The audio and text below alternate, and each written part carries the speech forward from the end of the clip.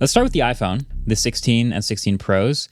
The main two things that I think will come through in the review, because as we're recording this, I haven't made the reviews yet, but the main two things are, one, these phones are unfinished. They don't have any Apple Intelligence features at all at launch. And two, the cameras are really interesting. And I think the analogy that I'm trying to finish for this review for the cameras is that the way that a camera looks and processes images is kind of like EQ in music, in headphones, for example. The way that these headphones sound out the box, if you like them, great. If you don't, that's fine. That's just one of the ways that they can sound. Change the EQ, now they sound like this. Change the EQ, now they sound like this. And photographic styles on the iPhone are kind of there. So the power of defaults is very strong, and the iPhone still has a look with their default image, but that's just one of the ways it can look, and there are surfacing ways to remind you of different ways it can look. I think those are my two biggest observations. Look, you could probably buy this new 16 and be fine. It's not that dramatic of a change from the 15 or the 14. The Pros are better in the camera department and better in the screen department, as they are every year. Great, 4K 120 is super cool. But yeah, that's basically the new iPhones in a nutshell. I have a lot to say about photographic styles. Mm-hmm. Okay, for those that don't know yet, there are photographic styles first launched in the iPhone 13 series, the Pros. But they only had like a few different styles that you could have in it. Yeah, like 4 or 5 or something. And you could like there was like a tone slider and like a color slider, a warmth slider. Mm-hmm. But those are the only two things you could change. There were only like 4 presets, and you had to take a photo in the photographic style. When you took it, you couldn't change it. It was baked in. They made a big deal about how it's not just a filter. It's like in the pipeline, which is true, still true. Now, they have added a ton of different presets, which is very cool. I personally think the gold preset is like by far my favorite. It feels sort of like Kodak Gold. It's nice, it's warm, it's contrasty. The interesting thing about photographic styles this year is twofold. One, the first time you open the camera app now, just the camera app at all, like the first thing that shows up is, hey, photographic styles, look at this, try it, take a few photos. Like it is in your face, like change the way that you want the camera to work by default right now. And I think that is basically their response to people like me who complain a lot about this like raised shadows, no contrast processed computational photography look, where they're like, all right, if you want to actually get your camera to look the way you want it to look, set it when you first set up your iPhone, and it will always look like that. You can go in and change it if you want, but here, which I think is awesome. I just immediately set it to the gold one, and honestly, generally, that's like good enough for me. But the other thing is they now have this like, they changed the way the sliders look. So they still have these like settings near the top, but they have basically a touchpad where you take the style and you can change this like 3D-esque slider between saturation and like brightness, where you can up the like shadows and you can up the saturation in this like kind of 3D space, or there's just a simple slider for saturation where it's like applying the style. Yeah. And I think that overall, like giving people this much more control out of the box is like a very smart move from Apple, because they don't want to come out and say, you know what? You're right. We went way too hard on the computational photography. They hate doing that. We're just going to change the default pipeline, and it's going to be more contrasty, and it's going to have less shadow detail.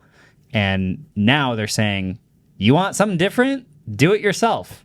Mm-hmm. Which I like that they're like shoving it in people's faces so that they have the opportunity to actually do it. Whereas photographic styles in the iPhone 13 was like not very obvious and also was not very customizable. Do you think it's more like when I just think of people complaining that it's computational photography and they don't want it versus people who like film photo styles are in style right now and giving them options like that? Like the Fuji. Yeah, like I mean people are filters. taking way more photos on film, or at least trying to make things look like film more recent. I think that's part of it. I wouldn't say that this is necessarily like filmy But I mean, it's getting into like a small style, and I just feel like the general public of people who Apple would want to change something for probably aren't like, this looks too computational photography. Yeah. They also probably want people to less go to third-party editing apps and more That's stay also in their first-party super true. stuff. Yeah. Google and Apple more have options. both added like editing stuff in their Photos app, and now they're putting it directly in the camera app. Yeah.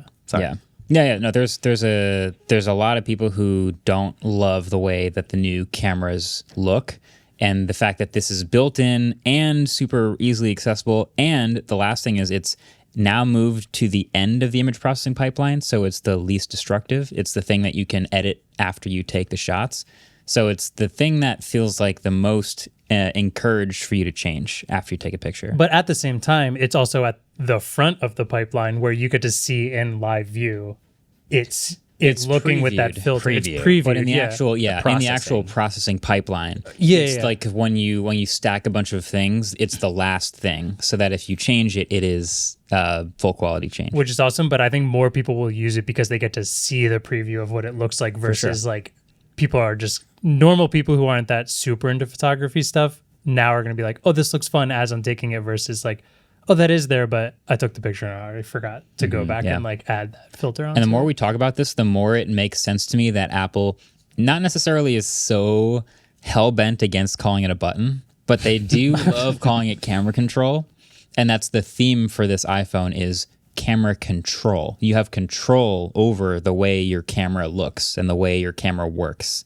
That's a great point. It's still a button. Yeah. Okay, just to be clear, it's a button. I don't get why they're so.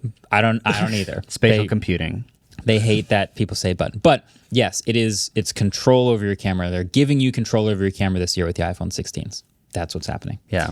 So, Want to talk about the button? That's totally a button. the buttons, it's fine. It's it's a little finicky for me. It's kind of in this slight split the difference spot where like it feels okay in landscape and it feels okay in portrait, but not great in either. Totally. Fine. Agree. But yeah, you can swipe through. I end up mainly using it for tone, like just deepening the contrast and the shadows and like messing with that just so I can see the shadows in real time and taking those shots. Oh, wait, can I try real quick? Yeah. I haven't It's- tried this yet. I think it's hard to use. I think the half press is harder to use than it should be. The half press takes some real like tact. Like you have to get used to how much pressure you need. See, no, you just took a photo. No. I was making sure that I wasn't doing it. I think the half press is pretty easy. You got to double tap the half You press. got a double half press to bring up the menu.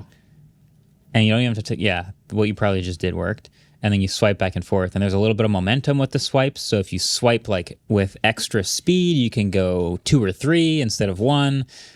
There's that the momentum's got some I hate issues. Yeah, there's a learning curve. I think they need better acceleration on the swiping. It feels to me like it's not sensitive enough. Okay. Personally, I think the half click's not bad, but the double half click is tough. yeah, double half clicking is really tough. Yeah, it just doesn't feel intuitive, and it's interesting that they put this button on the regular iPhone 16 as well. Like when they're giving you all these additional settings, like they're giving you like aperture control, which it's fake aperture. Yep, portrait mode. Yeah, it's portrait mode. Oh, in portrait, doing this just makes me feel like I'm holding my phone. Yeah, like in a very precarious way, and that it's going to portrait. fall out of my hand at any second. Yeah. Thank you. I think with the iPhone, the power of defaults again is really strong here. I think I'm predicting that 90-something% of people will never know what this camera control thing does, other than if I press it, I take a picture. Yeah. I think that's what most people will end up doing with it. But there will be some pro tips and some YouTube videos that show you how to take advantage of it. And on the Pro iPhone, this is something that people who are really into the smartphone photography will get into. You can do a lot with it. And third-party apps are going to build in controls for it as well. And it's going to be kind of powerful. But it only does things that you can also already do with on-screen controls. So it's not like necessary. Watching you thing. Try and use that in portrait mode, I'm scared that phone is going to fall. Yeah, it looks so... portrait. All of your fingers are within the bottom 25% of that phone right now. You know what? You know what my take is? They should have ignored portrait mode. If you are a pro video user or whatever, you're turning the phone sideways, even though that's technically not true anymore with all the vertical content online. Turn it sideways, now you're using camera control. Which is why I think they could have put it just in the Pro camera, and they could have called it like Pro camera, and that's it. Yeah, pro camera control. And then they have another camera button. differentiator to buy the Pro phone. I hate advocating for this. No, too. no, yeah. you're right. Screw both of you. Leave it in Business everything. perspective. Yeah. Because one of the themes this year is actually how good the standard iPhone 16 is. Mm-hmm. Yeah. They've brought a lot of things. It has 8 gigs of RAM now, just like the Pro phones. It's got a pretty I mean, there's still a gap between the cameras, but a pretty good set of cameras. It has the camera control like the Pro phones now as well. So there's a lot of things that they've done with the base phones that make it convincing. I personally, and I've said this probably every time I've talked about this iPhone, can't use a 60 hertz phone in 2024. I can't. Sorry. I just can't do it. But if you can, then the only difference between this and the Pro phones is going to be cameras and bigger screens. Thanks for watching this clip. Thanks for going from the Made Pod to the clips thing. Because you did all that work, I will now get to tell you what Speed Halo is. Speed Halo was a custom game mode that a guy named Darth Human, I think was his name, on Halo Reach, like where you could download custom maps. Okay. It was it's gotta be Reach. And it was this game where on the Infection game mode, right? And it was this big tube, like a diagonal tube with a teleporter at the bottom and a teleporter at the top and a bunch of warthogs at the top. Okay. And it would start with everyone in Jeeps in the warthogs driving down the hill and then one zombie with a gravity hammer at the bottom. And they'd have to slam the warthogs as they like whizzed by. Over the course of the game, because the warthogs are just teleporting back up, they pick up serious speed to the point where you're doing one rotation. It's like, and so, but then also the infected gets more and more kills. So the game starts with a bunch of warthogs going really slowly and one guy just trying to slam them. And it ends with an entire field of zombies with gravity hammers and one warthog just going, and it's like the most chaos. It was like so much more fun than anything else that has ever been in Halo. I think that every game that allows for custom game modes has like one or two just ridiculously fun, ridiculously unhinged game people make. What's awesome is they do those custom game things, and then people create stuff that's so popular, it gets added into the game later. Like Dota the game. I mean, Infection was a custom game thing where you had to physically go and change teams. We would do like zombies and one would have the gravity sword as the zombie, but the way you did it was just everyone was on one team except for one, and everyone had a shotgun and a sword, but you had to tell everyone like you are only allowed to use the shotgun. You are only allowed to use that, and when you die you have to manually switch teams. You guys weren't Griffball players, were you? Griffball. I've heard of it. All right, this is You're the new age Halo. Yeah. I was the old Halo. This is actually a red versus blue reference. So this is from Halo 2 or 1. So actually, Okay. I was wrong. anyway, You guys ever play Little Big Planet? we can't. We're out of time. Thanks for watching this clip. Like and subscribe. We'll see you next week. We're out, baby. Hype us.